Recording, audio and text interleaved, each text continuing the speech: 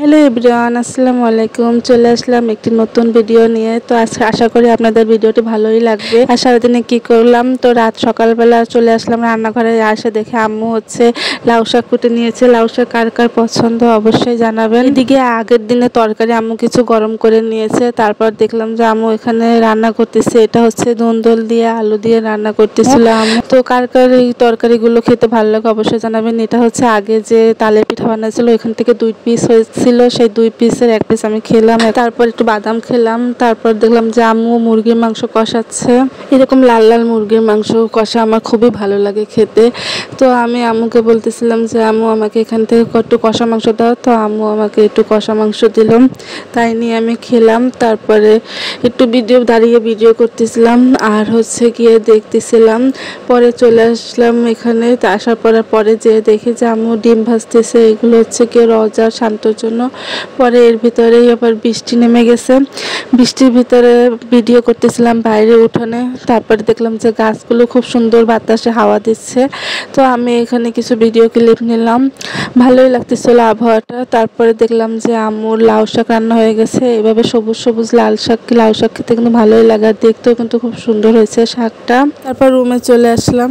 দেখি যে শান্ত আর রজা দুষ্টমি করতেছে। শান্ত আর রজা তো কি এক জায়গায় থাকলে ওদের দুষ্টমির আর কোনো সীমাই থাকে না। তারপর আমি একটু বাজারে গিয়েছিলাম, সেখানে গিয়ে কিছু কসমেটিক কিনলাম। যে ভ্যারাইটি স্টোর, এইটা আমার খুবই পছন্দ, একটা কসমেটিকের স্টোর। ওইখান থেকে আমি একটা লিপস্টিক কিনেছি।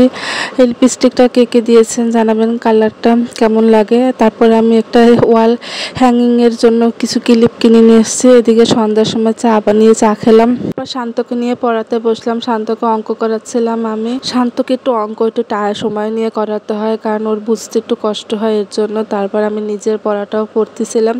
আসলে আমার পড়তে এখন আর ভালোই লাগে না। এতদিন হয়ে গেল, তাও একটা চাকরি পাচ্ছি না। পরে আমার একটা পার্সেল আসলো, সেই পার্সেলটা পিক করলাম। একটা তেল, আপনারা যদি নাম জানতে চান তাহলে অবশ্যই জানাবো। এটা আমাদের গাছের একটা পেঁপে হয়েছে। সেই পেঁপেটা আম্মু কেটে নিচ্ছে। আম্মু নিচে বসতে পারেন, এর জন্য খাটের উপর রেখে কাটছে। তারপরে আমরা পেঁপেটা খেলাম মজা করে। পেঁপেটা খুবই মিষ্টি ছিল।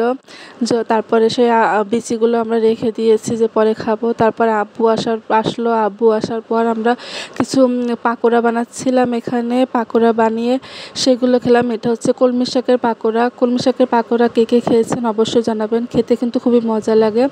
তারপর রাতে ভাত খেলাম। ভাতে যে লাউ শাক আর ওই যে মুরগির মাংস রান্না করেছিলাম সেটা দিয়ে আমি খেলাম, আর কিছু নিইনি। তো তারপরে রাত 12টার দিকে মনে হলো একটু মিষ্টি খাই কিছু। তারপরে আম্মু সেমাই রান্না করেছিল, ফ্রিজে ছিল। তো সেই সেমাইটুকু আমি এখানে একটু খাচ্ছিলাম, খুবই ভালো লাগতেছিল। তো আজকে এই পর্যন্ত। আমার ভিডিওটা কেমন লাগলো অবশ্যই আমার পেজে একটা লাইক, কমেন্ট, শেয়ার করে একটু ফলো দিয়ে পাশে থাকবেন। আল্লাহ হাফেজ।